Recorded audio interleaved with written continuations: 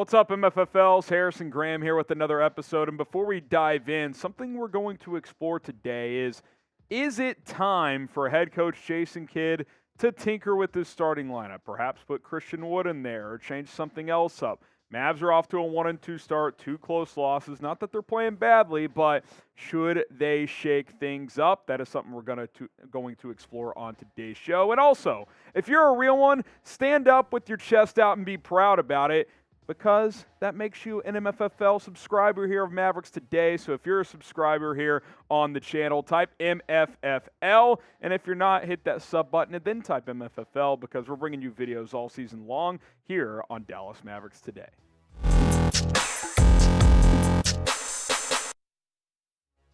You're watching Mavericks Today by Chat Sports. I am Harrison Graham. Let's build off of that little teaser here. Is it time to put Christian Wood in the starting lineup? Let's explore whether or not that makes sense for this Mavericks basketball team. And I think the starting point to that is to just outline how Christian Wood has been playing, which is at an all-star level. Over 24 points per game.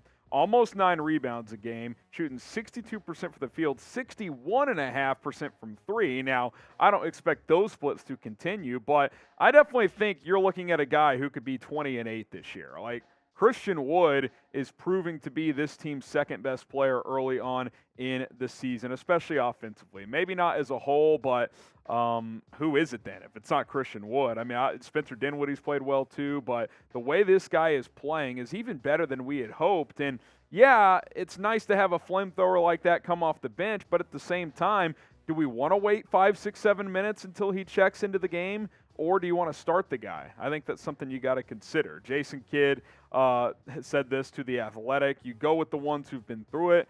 We'll look at a 10-game stretch maybe. We can't do 2 games and figure that's the way we're going to roll. You don't get enough data. Okay, sure, but don't you have to adjust to what you have been seeing? Like, I know it's only 3 games in, but at the same time, a couple things here. One, the Western Conference is absolutely loaded, so you can't be, waiting 10, 15 games before you're willing to make an adjustment as a coaching staff. And 2, I like JaVale McGee, but when they signed him and then we heard the report that he's going to start, and I'm like, really? He didn't even start in Phoenix, and you're going to give him an even bigger role here? Now, he's not playing starter minutes. He's playing 12 to 15 minutes a game, which is kind of what we thought he would do. But I almost think it makes sense to start Christian Wood or play big. You can put Reggie Bullock on the bench. Finney Smith can be your 3, and Christian Wood could play the 4. That is another option as well. And McGee's minutes have gone down and down in every game here. Now, I wonder, could it be valuable for him and this team to play with the second unit and go against backup caliber competition as he's aging into his career? I think that's something to consider as well. Christian Wood is playing well regardless of who he's going up against. JaVale McGee hasn't done much. I do think it's something to consider. Here's Christian Wood. He said, I believe, of course, I'm a starting caliber player, but at the same time, it's a new role for me, a new team. I'm doing everything right, trying to do everything right, and I just do what I am told.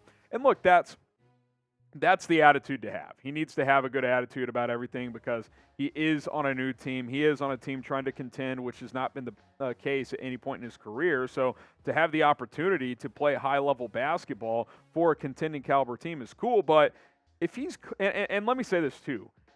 I like having really good players come off the bench. You already have Tim Hardaway coming off the bench, though. You could argue 2 of your top 4 players are coming off the bench right now, maybe 2 of your top 5 in Hardaway and in Christian Wood.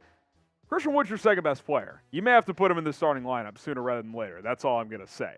Should Wood be in the starting 5? What do you guys think? Type S for start him, type B for keep him off the bench. He could be a 6th-man type.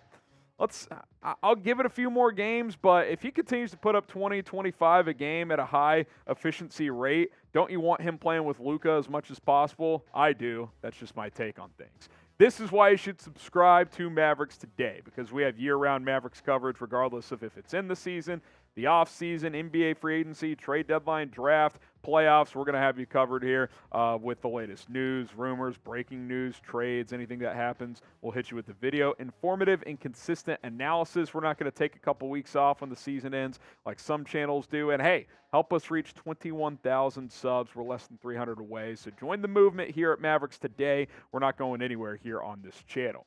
All right.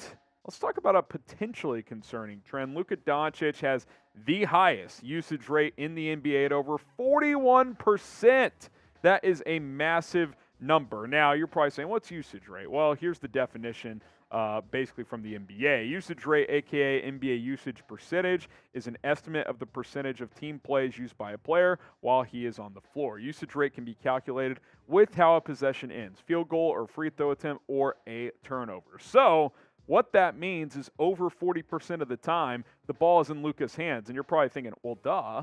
But at the same time, you compare that to recent years, that's a massive number. If you factor in assist percentage, Luka's involved in 88.5% of possessions. So 1 out of every 9 possessions, he's not involved offensively. That's pretty infrequent. And yeah, you want your best players to have the ball, but over the course of a 48-minute game and an 82-game season, him having to use high energy like that more often than not, it wears down on you. You think of the James Harden Houston Rockets. By the end of the season, he'd be worn out and he'd be cooked for the playoffs. You can't have that here with Luka Doncic, which is why we were screaming all offseason when you lost Jalen Brunson. You need another creator. I don't know if Facu Campazzo's that guy. I mean, you got Dinwiddie, but I don't know. I think you got to get the ball out of Luka's hands at least a little bit because, hey, what's the trend early on in the season? He comes out of the gates firing, fourth quarter, doesn't play as well. Is he getting tired? I think it's fair to ask. His usage rate is very, very high. Shout out to BetUS for sponsoring today's show. And if you want to go bet on some Mavericks games, Luka for MVP, you can do so at BetUS. Create an account today by using our link below, chatsports.com/MFFL. Promo code MFFL will get you a 125% deposit bonus. Put down $100. They'll give you an additional $125 to play with at chatsports.com/MFFL. Now, again, more on this. Obviously, we want Luka to have the ball in his hands, but the one thing that was nice about Brunson, and I think to a degree with Dinwiddie, is Luka can play off ball some with those guys. They can handle the offense. The problem is Dinwiddie has to play a lot with the second unit too because you need someone to lead that offense. So, again, that's where the lack of a true third playmaker, we'll see if Campazzo can be that. I have my doubts, is important, I think. I mean, you got Frank Ntilikina, Jaden Hardy. Is he going to get involved at some point? But Ntilikina's not really a creator. Campazzo, we'll see what he is. It's a non-guaranteed deal, so if he doesn't work out, they're not obligated to keep him. But that's why we were exploring guys like Colin Sexton and, even Dennis Schroeder, the guys we talked about this offseason, because that is an area that is a need. It just is. And guess what, guys? Luka and Dinwiddie aren't going to play 82 games. What's going to happen if they're both out on the same night? I mean, who's going to run points? Campazzo going to play 48 minutes? I don't think so. So this is going to be something to monitor early on in the season, and especially later on when injuries pop up, load management, and all that kind of stuff. What do you guys think? Is Luka being overused? Type Y for yes, type in for no. It's early in the year, so maybe it's too early to declare that, but I don't think 41% is sustainable for an 82-game season if you want to have success in the playoffs. I get Luka, Luka magic, he's special and all that, but we've never seen anything like this be sustainable over the course of a season. So I'm typing my Y for yes. Let me know what you guys think. Now, coming up for the Mavs, they got the Brooklyn Nets on the 27th, which is on Thursday night. OKC on Saturday with a back-to-back the next day with Orlando. Then Utah and Toronto at home. You got some winnable games coming up here. If you could steal one at Brooklyn here, OKC and Orlando at home. It is a back-to-back, but 2 winnable games. Utah's not a very good team, although they've played better than expected. Toronto at home is winnable, so hopefully you start stacking some wins here. I'm not panicking about this team. They're 1-2, and they've been in every game, so and they hammered Memphis, who is a really, really good team. What is your concern level over the 1-2 start? I'm at like a 2.